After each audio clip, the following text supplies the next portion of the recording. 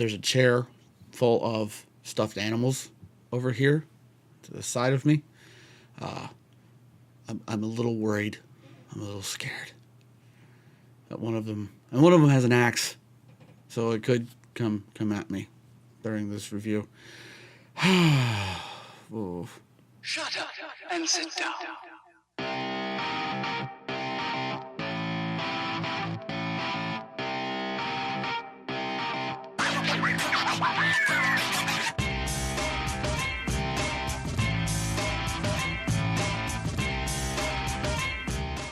Hey guys and girls, welcome back to Midnight's Premiere. My name is Mr. Midnight. This is my review of Annabelle Creation, the prequel to Annabelle, the spinoff from the two Conjuring movies that we had that were fantastic, and then thusly the spinoff Annabelle was not fantastic at all.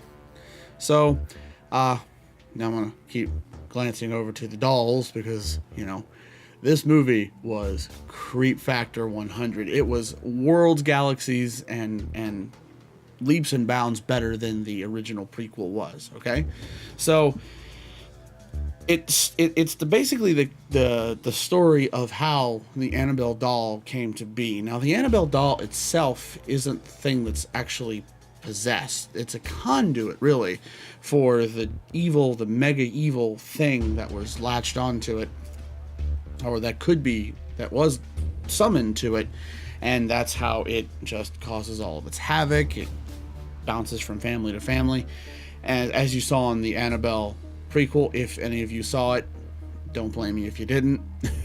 Really, don't blame me if you didn't. So what I loved about this movie was the fact that it was so much creepier than the first one. Okay, this thing had the classic Conjuring imagery. The soundtrack was fantastic.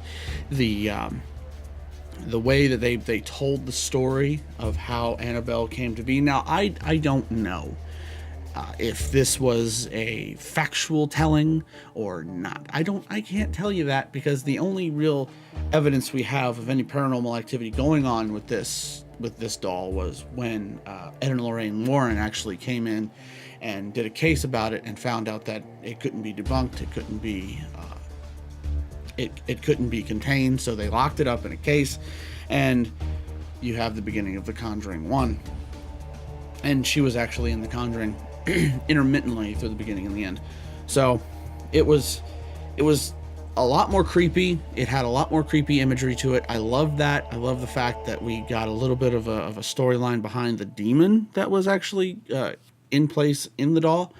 So I do like that. Now, there's a few things that I did not like. And of course, your horror movie fanatics are always going to be, you know, your biggest critics on horror movies, really any movies to be certain. But I didn't like the way that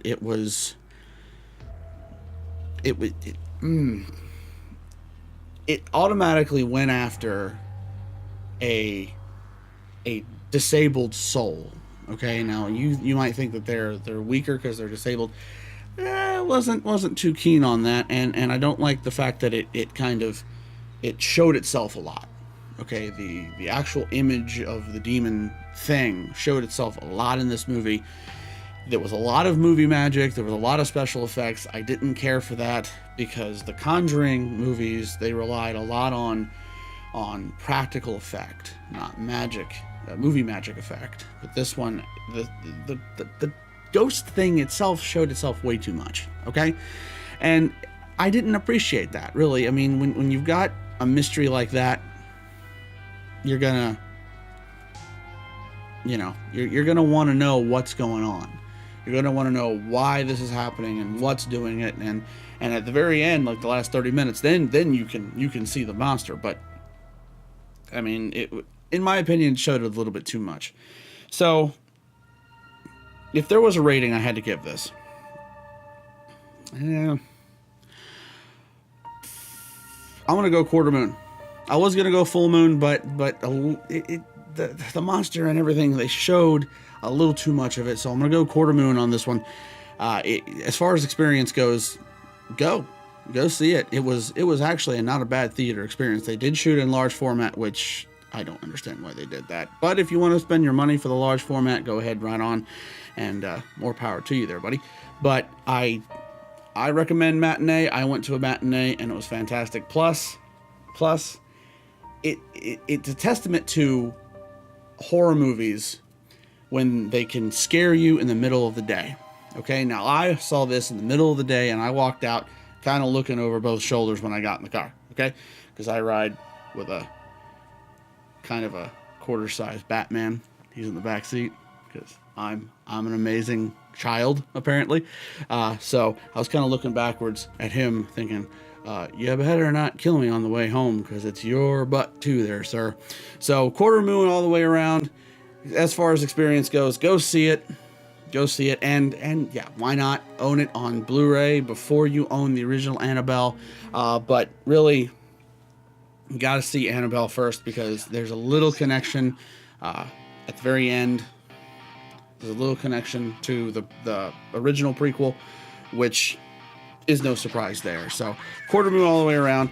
If you guys liked what you saw in this video, click the like button. And if you want to keep up with all the latest news and videos here on Midnight's Premiere, click the subscribe button for more. Again, my name is Mr. Midnight.